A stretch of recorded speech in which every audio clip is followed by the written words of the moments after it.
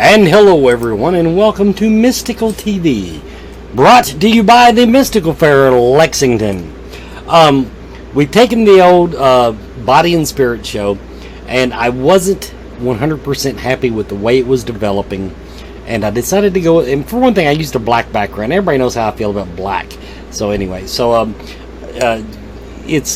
overdone in the paranormal community. Everybody wears black. My guest tonight's wearing black. So I wanted to go with something a little lighter, so we went with Mystical TV with lots of turquoise and a white background. And because Mystical Fair is now the presenting sponsor of the show, we thought it would be a good time to make the transition over. Plus, by calling it TV, people will know when I invite them on the show that they're going to be on camera. Now, my guest tonight is Mr. Steve Smith. You know him from the Spirit Mechanics fame. He's been on my show so many times I don't even know. Been on all of them at least once. Now the key being, he's always had his crew with him. Sometimes 4 or 5, sometimes just him and Brian. But tonight he is flying solo, everyone. He is flying solo tonight. So, how do you think that's going to work for you, Steve? We're going to find out. Now, everybody, if you don't know my background, it's for the last, God, Steve, it's been almost 2 years now, probably. My go-to spiritual consultants, because they speak the same language I do and drop the F-bomb a lot, have been the Spirit Mechanics. So we folded them into the show as much as we can, because they come from various backgrounds, but they always seem to have whatever I want to talk about. Somebody in the group has some good input on it. And so tonight, I decided something that I don't see brought up a lot, at least in the typical paranormal podcast fair, is meditation. I bring it up from every now and then. A lot of times when I'm talking to a psychic, they'll say, that's a go-to answer for how to develop your third eye, your psychic ability. Meditate. Well, people like me, we suck at meditation. The world is so busy. But I wanted to bring Steve on tonight and talk a little bit about meditation. Now, if you read the blurb on Facebook, I included prayer in that, because to me, depending on your theological background, meditation and prayer are really the same thing. Two sides of the same coin, or different words. Six of one, half dozen of the other. And then also positive attraction. I said attraction, but really what I'm talking about is positive attraction. In that, using meditation to enhance your life in one way or the other. Steve, buddy, how you been?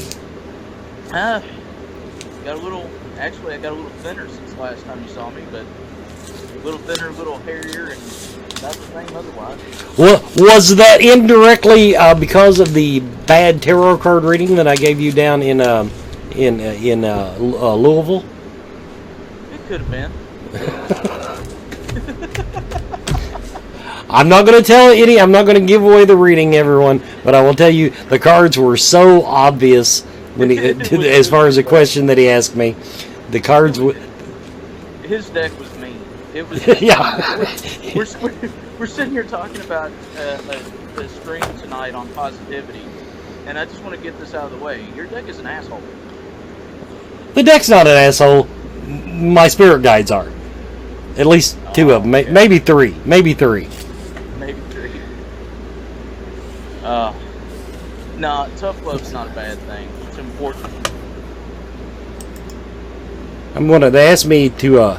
Actually, I think the problem is somehow the audio was a little off kilter there, and I think it's because I think mine got boosted and the guest audio was a little soft. So we've kind of leveled those out a little bit. We'll see if that helps. Okay. Can y'all hear me any better? Or? I can hear you fine. It's in the chat room that they're complaining about it. So who the hell knows? Okay. But so we'll see how that works. But yeah, you're coming in loud and clear here. We move a little bit closer, get a little bit more intimate. How's that? First of all, meditation. Okay, as doing what you do, being in the metaphysical world all the time, doing the spirit mechanics things, working these cases. You personally, Steve. First of all, do you meditate daily, or is it sporadic? What is your meditation? Truthfully, I use music to go into what is referred to as lucid meditation. Basically, it's what Eastern philosophies would call a Zen state. So it's a period where you're able to actually allow thoughts to enter your mind and then be released. You're able to process them as they're supposed to be processed, as opposed to doing what we typically do and just kind of holding on to them until we go stir crazy. But that's what I do. Is I'll actually listen to specific stylings of music depending on the answers I'm needing or the energetic state I'm needing. The vibrational tones of the music actually work with me so that I can physically match them and achieve the goal that I need.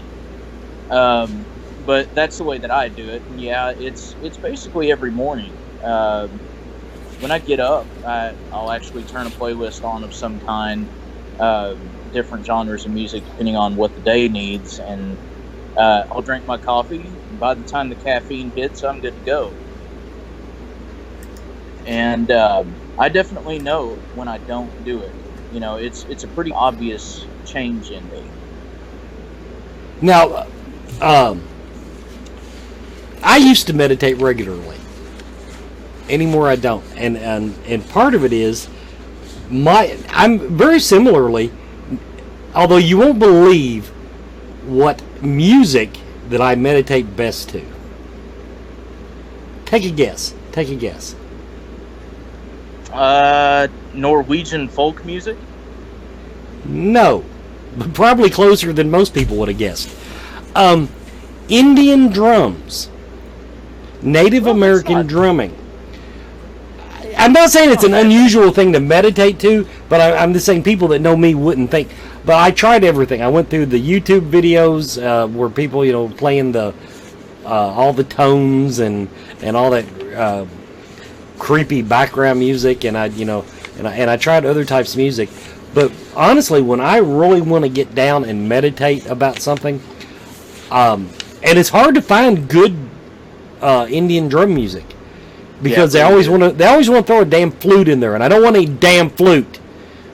I want drums. I like the beat of the drums. It calms me. It kind of focuses me. Maybe that's why I don't like the flute in it. To me, I want to be able to concentrate on something. Now, when you meditate, do you ever use I know one thing that's been brought up to me that I have really good luck with when I do it is using a focal object. Do you does the music act as your focal object? Just going into a little bit of background for those who don't know me, I have a visual impairment. That's the reason for the shades. Not trying to look cool or anything, but that's the way that I've always actually been able to see the world itself, is through physical vibration. So when I listen to music, I'm able to actually fully see, quote unquote, everything that's around me. And it's easier for me to pick out what I need from a musical score. So if I'm listening to something classical, I'll drone everything out but the cellos, or the violas, or the horn section. It depends on which vibration I need. Everything else fades away, and that's all I hear. But if I am actually going into, we'll say, like a ritual or a ceremonial practice, something that actually requires specific focus, um, I've used a stone before. I have specific stones that I use for certain things, and I've used a stone before. I've held on to a medallion and used it like a worry stone. Mm-hmm. Um, Actually, feeling the texture and following the grooves allowed me to actually focus on it instead of everything else. You know, it's it really just depends on where you're wanting to go and how intent you really need to be. But I know a lot of people have success with those kinds of focal tools. It's sort of, you brought up prayer. It's sort of the same reason why people use rosary beads or mala beads or prayer beads. It's the same thing. They move the Mm-hmm. bead as they pray or they chant. It's a means of staying grounded. It's also a means of staying connected to that thought. While I am doing this, this is my mindset. While I'm doing this, this is what will happen.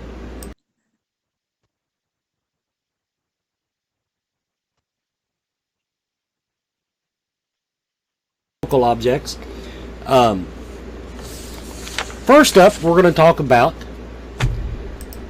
the Mystical Fair Lexington. Of course, they are the sponsor of this show.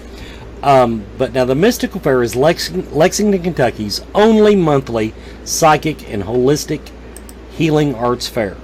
Now, this is where I began my spiritual journey. That's one of the things we talk about in the MetaMin presentation that you can see at the Scarefest.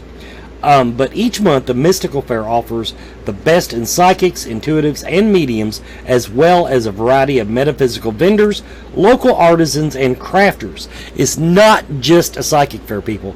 There are a lot of we'll call them gift items, but a lot of handmade items there. A lot, in other words, it's a little metaphysical shopping fair, and independently owned small merchants that do offer unique and special items.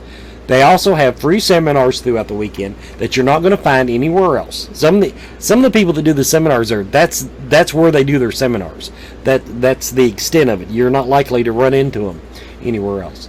They do support local, which is very important, and that's they try to do that with all these people. So much talent is what is in that building when you walk in, but they try to serve you and they try to serve the community. So make plans to visit the Mystical Fair coming up August 17th and 18th. August is almost here, everyone. August 17th and 18th. It's at 1084 Whipple Court in the Employment Solutions Building. Take Newtown Pike, watch for Whipple Court, drive to the end of it. You're there. It's that building. Of course, you can visit their website at mysticalfairlex.com. As the month goes on, it will be updated with the seminars that will be coming up and a current list. I think the vendors are pretty well set. So if you want to know who's going to be there vendor-wise, that's already on the website. It's pretty well. I think they maybe had a couple of to be announced. But otherwise, except for the seminars, that's all caught up. mysticalfairlex.com if you're interested in metaphysics, holistic healing, all that stuff. That's the place to go. Now, personally, I've tried the stone thing. The stone thing don't work for me. Once in a while, if I'm doing a case, the stone thing works because I have a specific stone that I use on when I'm working in the paranormal world. So in other words, I don't even know if the stone at that point is a focal object or if I'm just wanting the stone to work. Well, in that particular case, I would call it more of a tool, Yeah, than a focal object. I mean, they can be one and the same, but at that particular point, I right. would equate it more to a screwdriver than a piece of art. You know what I'm saying? But do you agree with me that when people say that they have trouble meditating, that a focal object is a really good place to start? Absolutely. It's something really, when you're first starting meditation, you need something that is A, going to ground you, and B, going to anchor you. The biggest problem that people have is when they stop and they start to move into that zone of silence. Even though things are happening and you're still hearing things inside, you're working towards a peace, you're working towards that silence. And when they start to get that, there is that brief moment of panic. And it skews everything. Everything goes into chaos. So if you have something like a focal object, I've known people who have actually shuffled tarot cards while they've meditated, actually shuffled and bridged playing cards while they meditated, all kinds of different stuff. Something that's tedious, mind-numbing, that they don't really have to focus on, that they can do on autopilot. Or, like I said, different kind of things with scroll work, something you can trace with your fingers repeatedly. But yeah, an anchor object really does help. It really does. Now, one thing when my favorite focal object for just mundane meditation, for the day-to-day stuff, that is actually what got me started collecting tarot cards. I bought one deck. It was an Oracle deck. Now, for the record, an Oracle deck is not a tarot deck. It's two different animals. But the artwork was all I cared about anyway, so it worked fine. But I would draw a card from the Oracle deck, and I would just lay or sit, maybe with my headphones on, listening to drum music, maybe not, depending on I think it usually works better with it. But I call it staring through the card. In other words, you look at the card and you let your eyes go out of focus. I don't know if this means anything to you or not, Steve. Because when you see vibration, for me, in other words, I try to let my eyes go completely out of focus and then pick up on details of the picture that are not in the picture, if you will. That makes perfect sense. It's basically what I do. I just work from the other end. My eyes are already out of focus, so I work towards clarity. And, I know a lot of people that do that. I'm trying to remember. Anyway, I'll remember the name, of course, after the live stream when it's not important. But there were people who actually developed a form of meditation that revolved around art itself.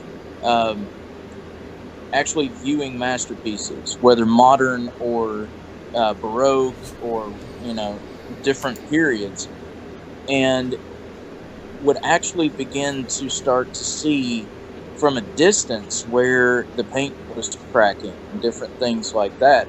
They would start to focus on the imperfections until they saw the original image. And it was actually very cool to hear about. And I wish I could remember exactly who did that, but I know a lot of people that do that. It's the same thing with kind of the magic eye illusions. You're literally doing the same thing. It's when you start to actually branch out and give up that control, quote unquote, that you're trying to hold on to, that you're going to relax and you're going to see the picture. It's the reason why when you're looking at those magic eye things, if you're staring too intently at it, you're not going to see it. Yeah, because you're focusing on it instead of, like I said, beyond it. Exactly. Go ahead. Well, what I want to ask you now, you said that now you meditate daily. God, yes. I wish I could get back to doing that. Maybe that's what's wrong with me right now. Maybe I need to slow down a little bit and do that. And you said that if you do, when you meditate, Steve, now what do you meditate about? I mean, now we're not talking about a case. When we're talking about your day-to-day, mundane meditations, that as you put it at the beginning of the show, when you don't do it. Yeah. Specifically for me, especially with the kind of training that I've got, and just let's just be honest, my own personal hang-ups, things like that. What I actually meditate for is stillness. The ability to actually be in the moment itself without having to focus on multiple stressors, multiple cases, multiple avenues, multiple health issues, things like that. Just allow yourself to be. You're not the current. You're not the obstacle in the current. You're the lotus petal floating on the current. And it really helps me. It helps me maintain so that, I don't go haywire. Now, my biggest obstacle, and I think this is most people's obstacle, in other words, the reason most people meditate is because it just doesn't go well. There are so many moving parts to my day, to my life, to everything. There are just so many moving parts, so many stress factors, if you will, so many things going on at one time, that I have trouble finding that quiet moment to focus on me, or even to focus on the card or whatever. It's all a matter of, I'll lay there, and now most of my meditation is I'm trying to reach out to my spirit guides to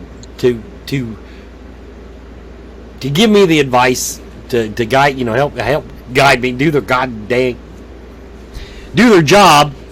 But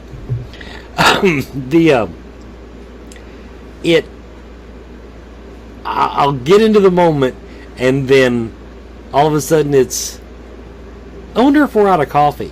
Right. Yeah. Is a dog eating my Sunday shoes? What's that noise? That type of thing. For those of us who have that problem, do you have any insights on what we can do to quiet our mind?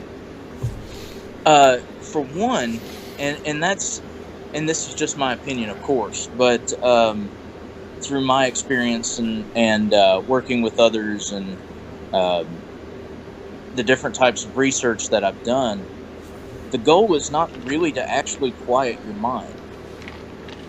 Everybody talks about quieting your mind and clearing your mind. That is literally humanly impossible. It's not something that's actually going to occur. The goal is to actually process things as they should be. One of my favorite quote-unquote philosophers, who is actually not necessarily a philosopher, but a lot of people see him that way, is Musashi Miyamoto. And in his book of 5 Rings, he talks about a state of mind that is actually referred to as no-thingness. So it's nothingness, but the thing is set apart. And the idea here is achieving a state where you're not focused on the object itself. You're focused on where it came from, so you know exactly where it needs to be. Because when you're focused on the object itself, that means you're trying to take ownership of what you shouldn't. You're carrying around baggage that doesn't belong to you. So it's that ability to allow thoughts to enter your mind and then allow them to leave the same way they came.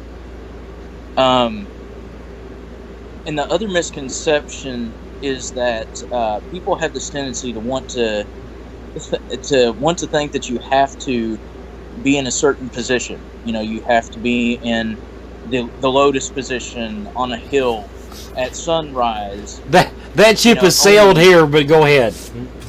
You know what I'm saying? And that is a perfect way to meditate. I'm not making fun. I'm not saying it's wrong. What I'm saying is that may be what one person needs, but it's not going to work for everyone. Meditation is finding that ability to be completely at peace. So when you're driving in the car and all of a sudden you go on autopilot, you know where you're going, you know how you're going to get there, you've driven this way 1,000,000 times, your mind goes blank and you finally relax. That's meditation. That's no-thingness. That is you allowing things to be. That's allowing yourself to be. And it's perfect. It's a beautiful moment. It's you doing what you're supposed to do without another worry. And you're finally at a point of contentment instead of just complacency. That's the reason why I say, there's different types of meditation. Of course, chanting and oming is a way of attaining a vibration. And that's literally what it's for. It's for you to attain a vibration. When you om, you're actually hitting a specific vibration that shakes your entire body. And as it does that, it promotes a certain feeling. So your brain goes, this is where I need to be. Likewise, when you're chanting, the focus isn't the chant itself. The focus is the result of it. What am I trying to accomplish by chanting? So as you chant, the intention builds up. And once again, that vibration hits and your brain goes, that's where I need to be. But for those that don't chant or om, you need music. You need a focal tool. You need that moment by yourself in your car. What's the difference? And this is, once again, my opinion. What's the difference in sitting there and oming and achieving that vibration and sitting in your car with the music off and hearing the road, feeling the vibration of the tires on the road and achieving that same zen? I understand what you're saying. Now, to me, when you get into the vibrational aspect of it, to me that's advanced. That's like meditation 201. That's not saying that I haven't used it, but it's I got to tell you. Now I don't know what I was thinking about, but now I have experienced what you're talking about in the car. And and I've had a lot of people tell me, said you should just meditate while you're doing your day-to-day stuff, your mundane stuff, use that time to meditate but I'm going to tell you, I was on New Circle Road and I don't know what I was thinking about, but I did what you said. I kind of got into the moment, and a mile and a half later, taking the exit ramp that I was supposed to. I mean, I wasn't asleep at the wheel, people, but I want to tell you, it unnerved me that I had the last several miles of the trip that I was on, I had no recollection of that, and I found that just a little bit unnerving. And hopefully the meditation was good, but so I'm going to throw that out there. So in other words, this man's a car wreck tomorrow, chanting in their car. You didn't. Don't. I have warned you. Right. But well, okay, we're at the half hour mark. We're going to go ahead and take our next commercial break, everybody. We'll be right back.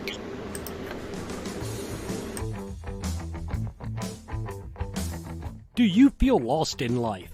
Do you seem to be stuck in emotions that are not yours? Is your home not the sanctuary it should be? Contact Spirit Mechanics, where they take a team approach to your metaphysical and spiritual problems. Spirit Mechanics specializes in aura cleansing, stone attunement, attachment removal, and house cleansings.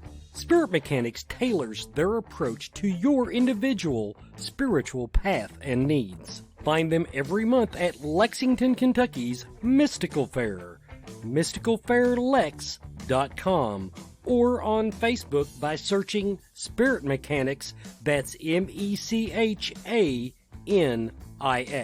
Spirit Mechanics, for your spiritual health and well-being.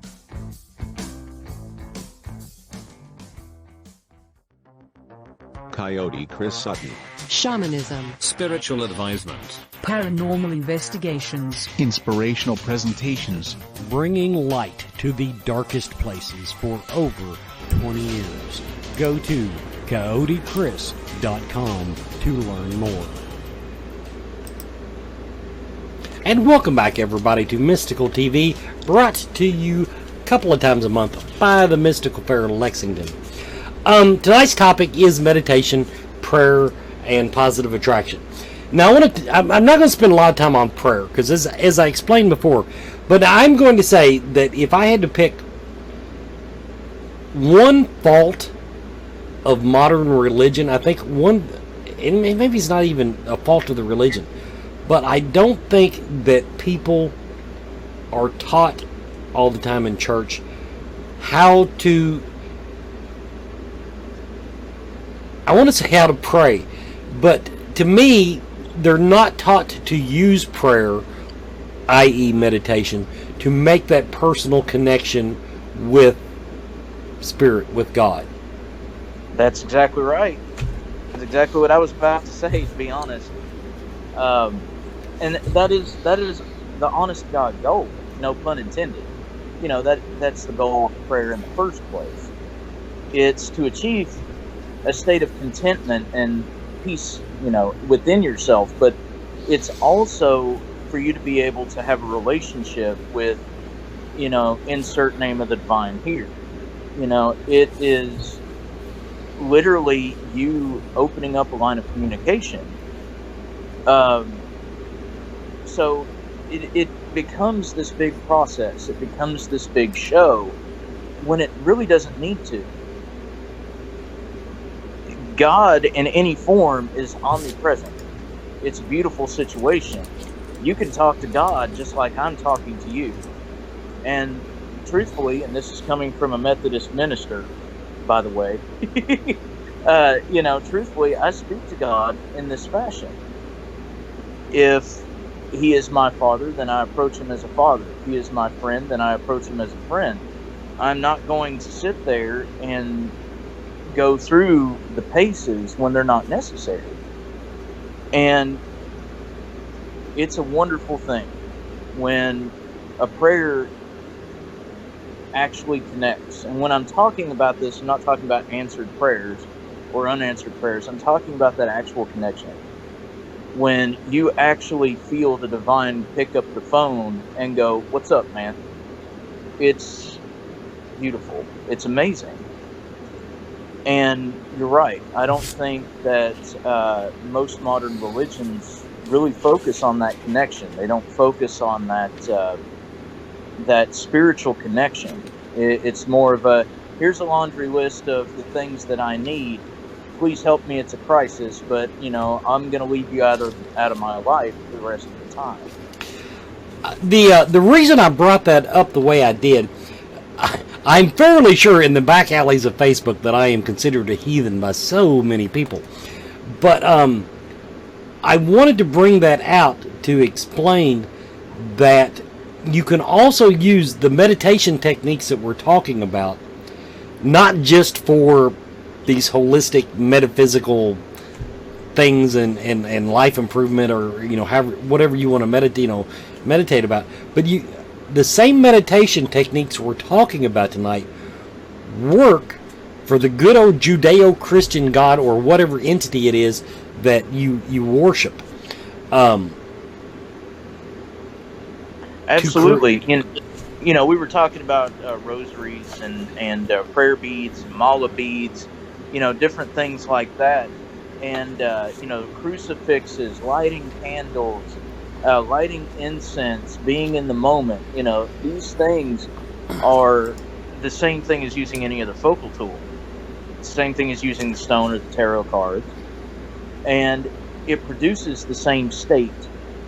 It all comes from the same spot. Meditation leads you to the same thing. It's just, are you going to be, you know, actually speaking directly to God in your form, or are you going to be just feeling for God? And that's kind of the one. That's, to me, that's the difference between prayer and meditation.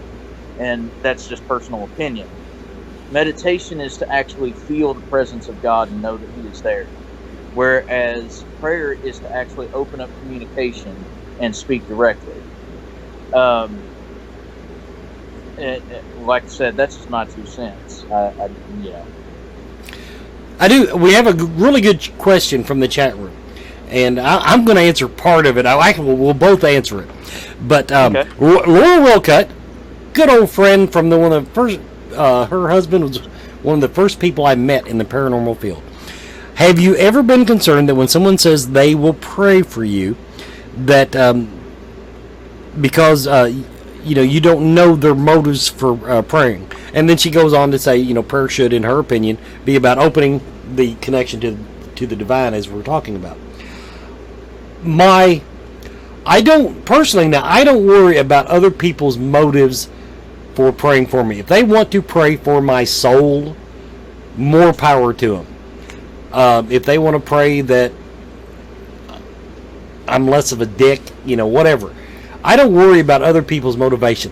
Now, the one thing, and this is kind of a running joke on Facebook, every time something happens, people say prayers, Right. My problem with that is not that people say that. I always wonder when I see them say that, do they follow through? Do they actually pray? Do they meditate on that? In other words, is that just something to make people feel better on Facebook, or is that something that they actually do? Now, I personally, very rarely, I won't say never, very rarely do I say, that something like that, because I know how scatterbrained I am, and I don't want to lie that I'm going to pray for you and then, not do it. Right. And I'm pretty much the same way. If someone says that they're going to pray for me,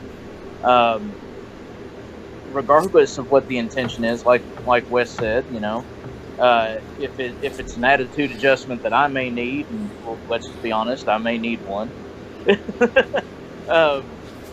But if it's an attitude adjustment that I may need, or if it's an actual concern, if I'm laid up in the hospital or something else, I see that as that person at least taking the time to acknowledge the fact that I need something, that I need help, or I'm hurting, or, there's a level of compassion that comes from that. Now, with things like, when you just say it in passing, kind of like what Wes was talking about, when you just say it in passing, like on a Facebook post, it's like, well, prayers are with you. You can look at any horrible post, and I'm not making light of situations, but you can look at any sad or horrible post, and you see hundreds of people. I'm praying for you. Prayers, prayers, prayers. Thoughts and prayers. Prayers, prayers, prayers, prayers. And it's like this is something that's actually in psychology. It's pretty much rule of three, but it works with words. The more you see a word or you hear a word, the less meaning it actually has. And it's an old Cherokee proverb that when you speak a word 3 times in one particular situation, that word ceases to mean anything in that situation. So to me, when I see all these people just saying prayers, it's more like, well, this seems like the right thing to do because this person said it, my friend said it, or, I got tagged in this post, so I better say something. It feels like it's more of a, let's say, face than it really is a genuine act of empathy. Now, it's not to say that it's not. Who's to say that these hundreds of people that say that aren't sitting there praying? But let's just look at it objectively. There's something to be said. To me, if someone is actually going to pray for me, they're literally going to write it out. Look, I'm going to be praying for you. This situation sucks. There's going to be more to it than just a word. A word is meaningless without actions behind it. So, Now, I need to take a side street here. You brought up something interesting, the rule of 3. Mm-hmm. There's more than one rule of 3, obviously, because absolutely. Because now I've been told that when you meditate because you want something, you have to repeat it at least 3 times. Right. But oddly enough, Zig Ziglar taught me this, everybody. There's a name from the past. As a salesman, if you're going door to door selling vacuums, Been there, done that. The customer will tell you 3 times no before they say yes. Your job as a salesman is not to sell the product. Your job as a salesman is to go ahead. First job is to get those no's out of the way, so then you can get the yes. So I'm conflicted on the rule of 3 there. Well, it all works the same way. The rule of 3 is interconnected. It's only one rule, and the reason why is it all works through intention. Intention is what guides everything. When you say it the first time, that brings it into reality. When we speak words, they become real. So the first time makes it a real situation. The second time actually begins to make it a real situation, not just because you said it, but because you said it again. That makes it real to you. When you say it a third time, that makes it real to everything else. And it's that way with any kind of metaphysics. It's that way with meditation. It's that way with psychology. It's the same reason why you can ask a person that you may find lying the same question, but you ask it in a different way. Are you lying to me? So was this a lie? Are you sure you're telling me the truth? And by the third time, you always get the response that's true. It's because you're sending out that particular vibration of, guess what? I know you're bullshit. You need to be honest with me. And that kind of goes in with what your friend was talking about with selling vacuums. No, okay, that's fine, but hear me out on this. Well, not really. Okay, well, that's cool too. Well, hear me out on this. No, I don't think so. All right, but before I go, well, maybe. Right. Yeah, why not? And the reason why I say it works with meditation and prayer is that's literally what you're doing. That is literally what you're doing. There's a reason why people talk about vibration so much when it comes to meditation and prayer is in prayer there's always the 3 anyway. Whether it's Judeo-Christian, whether it's Norse, whether it's Egyptian, it doesn't matter what faith, there's always 3. The true quote-unquote representation of God is always in some form of 3. So what you're doing is you're appealing to each one of those. Well, if you're meditating, you're actually appealing to all 3 of those versions of yourself. Mind, body, spirit. Father, Son, Holy Spirit. It's the same situation. It all boils down to intention. The more it's repeated, the more it's done, the more effective it is. Now, one more thing I wanted to add to the tail end of that, the scenario where you don't know their motivation. I want to add to that, if they are sincere, we're going to just use an example here. This might not be what she was specifically talking about, but let's assume somebody says, I'm going to pray for your soul. Because they think you're doing something wrong, because you're gay and they don't think you should be gay, because you're whatever and they don't think you should be doing that. Here's the way I see it. If they have they say that they're not going to pray for your soul. They don't give a rat's ass about your soul. But let's say they do pray. If they're right, then it's the best thing for you, no matter what their motivation. But if they're wrong, but they do have a true connection to the divine, now this is something Bill Bean talks about a lot. Yeah. Discernment. If you have a true connection to God, you will know the right and wrong answers, no matter what you have been told. So in that type of case, even if they pray for the wrong reason, for the wrong motivation, if they have a true open connection to the divine, in other words, it might work for them better than it does you. Their prayers might be answered on their end. They might realize, wow, I shouldn't be like this. Truth. And that's honestly the way it is.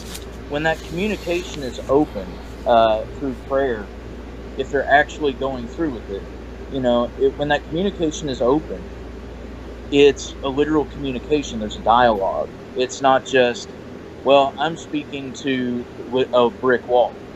You're actually being given answers as you ask questions.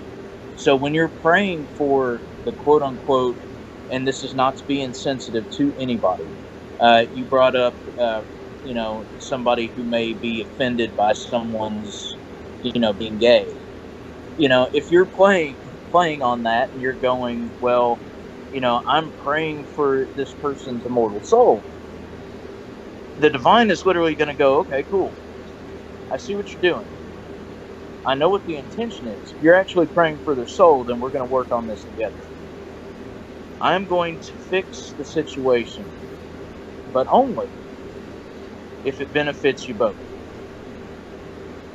Because you're a little skewed and they need help, I'm going to make it so that everybody's life runs a little bit easier. And that doesn't mean that these people in Westboro who are ridiculous, these people at Westboro, it doesn't mean that they're going to quote unquote pray the gay away. That's awful. What it means is that there is going to be some peace that's given to those who are struggling. And there's going to be an ending to the violence. It may take it a minute because people are always going to fight. It's that whole situation of humans are like, and I've said this in sermons before, humans are a lot like the petulant teenager. We're invincible. We know it all, What the hell does Dad know? He doesn't know anything. He doesn't know me. Blah, blah, blah, blah, blah. And when we get these answers, we don't want to accept them because they're not ours. Mm-hmm. And that's where the true problem with this kind of stuff actually comes in, is people get answered prayers all the time. It's just not the answer they want. So, that's kind of how I feel on that. I completely agree with what you're saying. I'm just kind of adding to it. That's what we do here. We need to take our final commercial break. Everybody, you're watching Mystical TV. Everyone is talking about CBD oil. Most of us know that CBD is a cannabis compound that has significant medical benefits, but does not make people high. Its benefits include pain relief, anti-seizure properties, anxiety relief, fights cancer, reduces the risk of diabetes, and it is even used as a sleep aid. Blue Leaf Naturals CBD and hemp products are full-spectrum hemp extract oils. They use only hemp grown in Kentucky, supporting Kentucky farmers and businesses and helping you and your family stay healthy and well. Blue Leaf Naturals, created with care from seed to shelf. Visit their website at blueleafnaturals.com. Blue Leaf Naturals, a Kentucky proud company.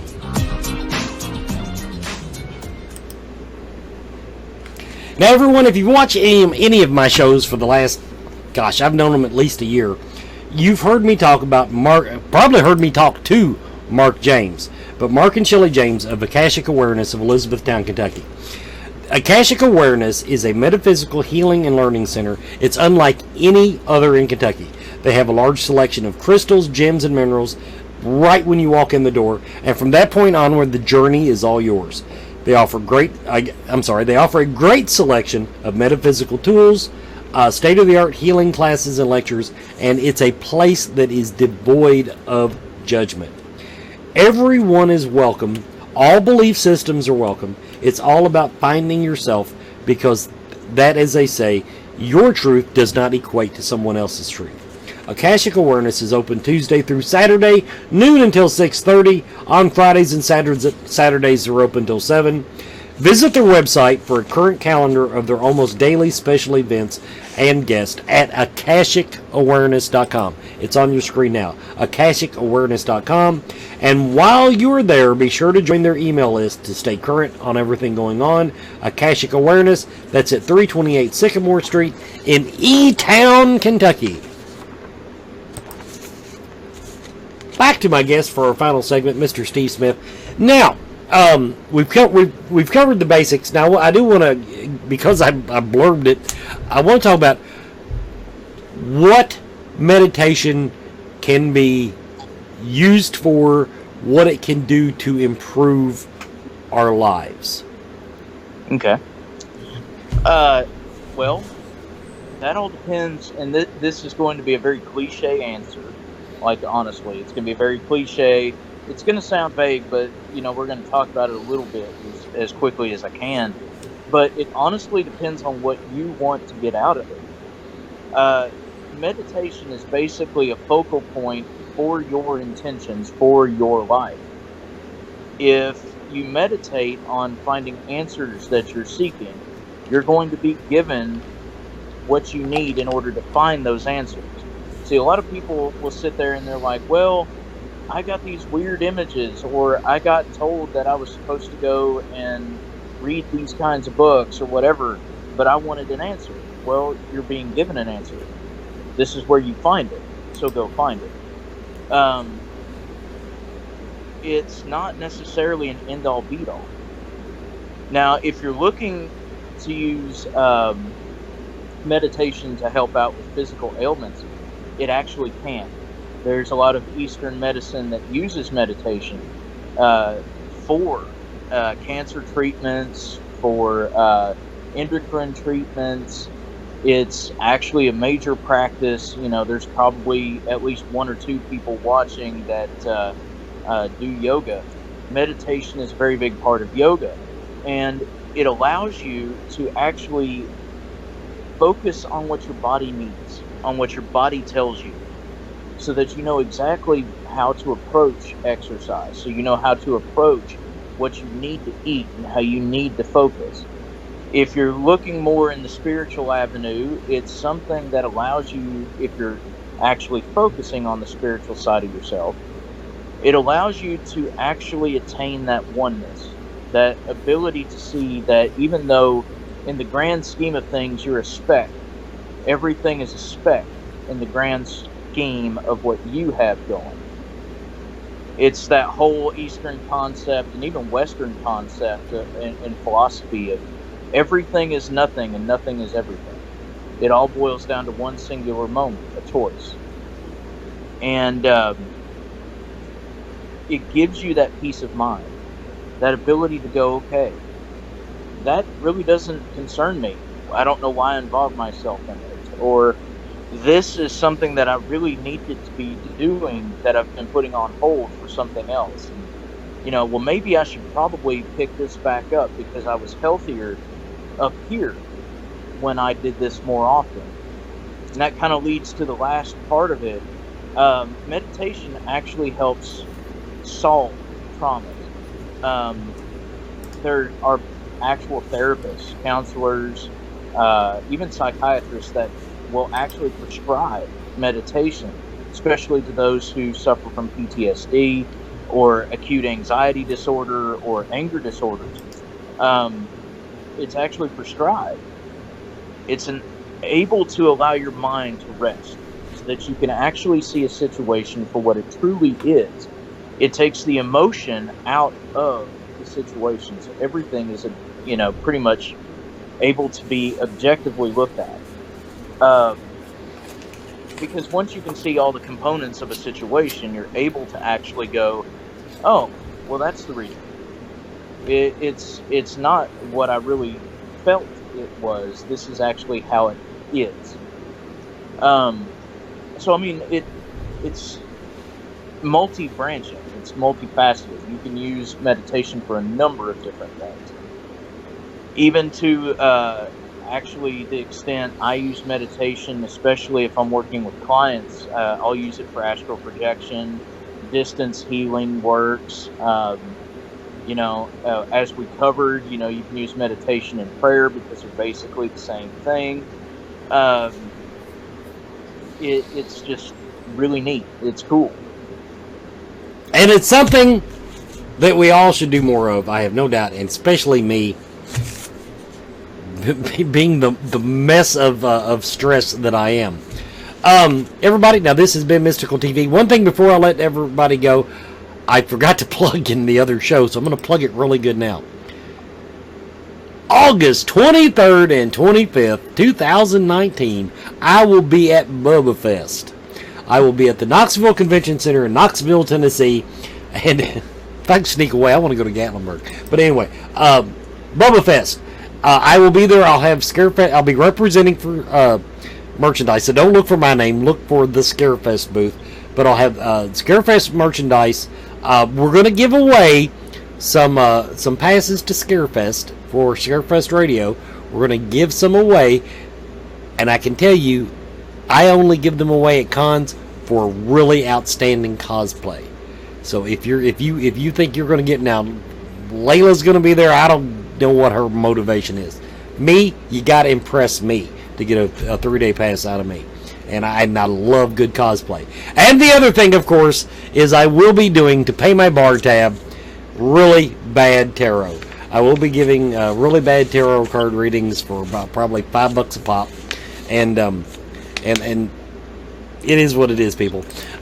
So that's tonight's show. We've talked about prayer, meditation, and a little bit of mental healing there. I hope everybody enjoyed the show.